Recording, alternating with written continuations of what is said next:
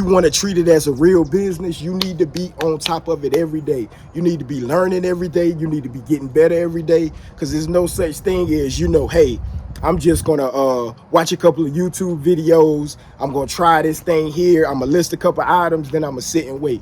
Now you need to be actively engaged inside of your account, monitoring your business, because we can't expect without inspecting, right?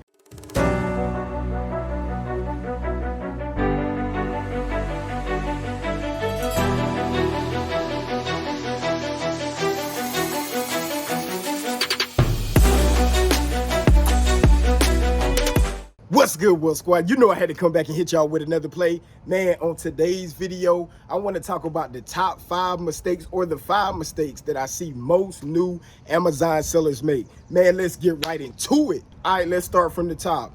The first one would be not understanding the importance of feedback on Amazon's platform, right?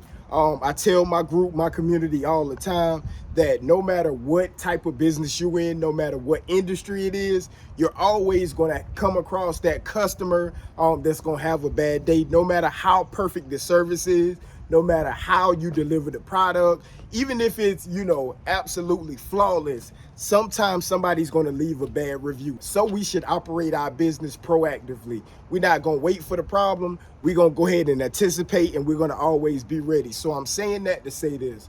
Whenever you guys start building your account, feedback is everything, right? You have to watch your feedback. A lot of the times people say on Amazon, it's super hard to get reviews. At least in the e-commerce world, we say, hey, no feedback is good feedback, right? People are like, hey, don't poke that sleeping bear. But I do have an opposite philosophy, right? I'm feeling like if you did do a great job, sometimes people just get busy, right? They get busy, they forget to leave you that feedback, and they don't know how important that can be. So your job is to remind them. We make sure to always send a follow-up email. You want to always over-deliver on each of your orders, right? So we make sure to include anything from special notes to thank you cards to bookmarks, anything you can do. Again, we do operate within Amazon's guideline. You don't want to do anything like offer them any kind of incentive, right, for the review. But within it, we tread that fine line to make sure that we get more reviews on average than the normal or the, day-to-day Amazon seller, right? Because we're looking at this as a actual business. We want to make sure it's sustainable and it's cash flowing. So we just not, looking to flip a couple of items. We need that cash flow to be consistent. How do we do that? We need to build rapport with Amazon. We need to make sure we're trusted sellers, and we need to make sure that feedback is flowing in, by the day, right? You should be getting a few feedbacks at least a day once you start generating a good bit of orders through the platform, right? So build up your positive feedback, because again, like I said at the beginning, you're going to eventually get a negative feedback, right? It's going to happen. It's not, if it's going to happen, it's when it's going to happen. And when you do, it'll push it down so far that it will not affect your sales. Because if you do end up getting a negative feedback and you don't have that many, say for example, right, because you're not going to get feedback on every order. So let's think about this. Let's say you're doing all perfect orders. You have 100 orders and you only received 1 positive feedback. So you have 1 review, 100%, you got 5 stars, right? Let's just say on that 101st order, the person, for whatever reason, doesn't like it. They gave you a 1-star review, so a negative feedback. That automatically drops your feedback down to 50% to the public. Now, the thing about Amazon, they don't know you completed 100, right? 100 great orders. All it looks like to them is you completed 2 orders. One of them was good, one of them was bad. You're down to 50%. So you're a so-so seller. 9 times out of 10, they probably gonna rock with somebody with a better feedback rating. So again, this is why I'm telling you guys that you need to be ahead of the curve. You need to already generate a lot of positive feedback so that when you do run into that negative, it doesn't affect your account and you still can take it to the next level. All right, so my number 2 is not understanding the difference between gross sales and net profit, right? They don't really understand Amazon's fees. They don't understand, their shipping costs, their prep costs, their supplies, their FBA fees, whatever. If they're increasing, they got that new 5% fuel fee. So you have to take all this into account, right? I know a lot of the times you guys may see ads, whether it's on Facebook, Instagram, Snapchat, where you have these $1 million Amazon sellers, but they're really not netting, right? That sales, right? You have these $1 million Amazon sellers, and again, I'm not knocking any of them. You know, they doing crazy numbers through retail online arbitrage, but they're netting anywhere from like 10% to maybe 15%. So, and they're really bringing in $100,000 to $150,000 a year. Now, that's not anything to sneeze at, a huge accomplishment, but when we look at it, you know, from the outside looking in, people, you know, gravitate towards that because they thinking, oh, you know, I'm gonna be a millionaire. Not really. You got $1 million in sales, but that's not money you're gonna see. You're gonna have to put it out in these different places before you can bring it in. That's why I always advocate, or I'm always talking about the book game, because the ROI is just so crazy. You know, you don't have to settle for those smaller margins. Once you develop those relationships, you're gonna be looking anywhere from 50 to 70% ROI, so you're gonna keep most of that money. The third thing I would say is not going in checking your account health and your Seller Central each day, right? Most of the time, people just lay back, look at their email,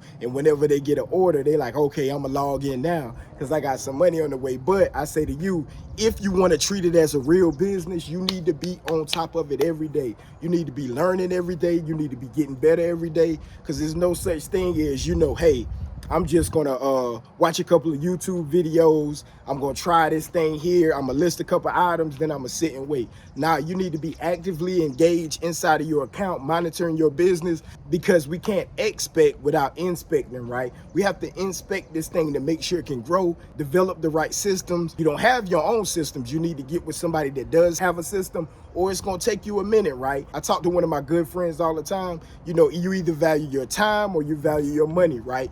Connecting with a community is also something I advise, whether it's my community or whoever, that it's going to help you scale a lot faster. You want to lean on people that's already there where you're trying to get to go, and they're steady learning. So the more that you go up, they go up, and you guys go hand in hand, right? You want to lean on those people because, for one, we can always get more money, but we definitely can't get any more time, right? Time is finite.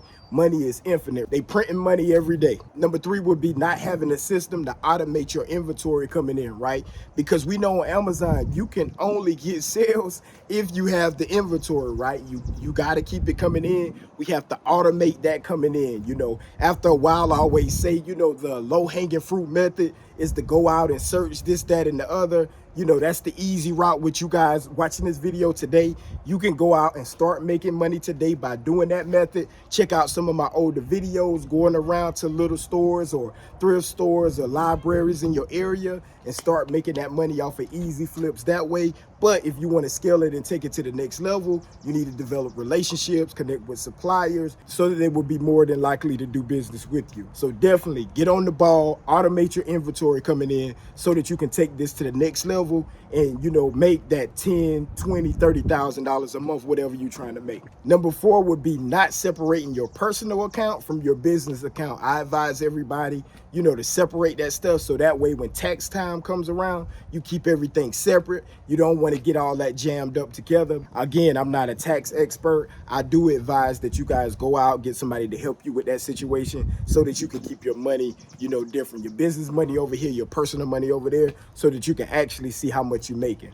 And number 5 would be not knowing really how to read the data from these different apps or the listing and how to price your items, right? That's so crucial. Are you underpricing? Are you overpricing? Because if you don't really hit that sweet spot and you don't know what you're doing, that could seem like this business doesn't work. But on the other hand, when you know how to price, when you got your repricer set up right, hopefully you guys got that, or if you manually putting it in, that you get into that sweet spot where you need to be to rotate that buy box, right? And if you're not eligible for the buy box, you need to be competing with that lowest offer to get those sales coming in, especially if you do not have the feedback at the time. So you guys make sure to take that into account. If you found value in this video, make sure to give it a thumbs up. And if it's your first time on the channel, make sure you hit that subscribe, man. I appreciate y'all love. If it's anything you need, check the description of this video. I got plenty of resources for you guys. Love you. Be blessed. See you on the next one. Let's go.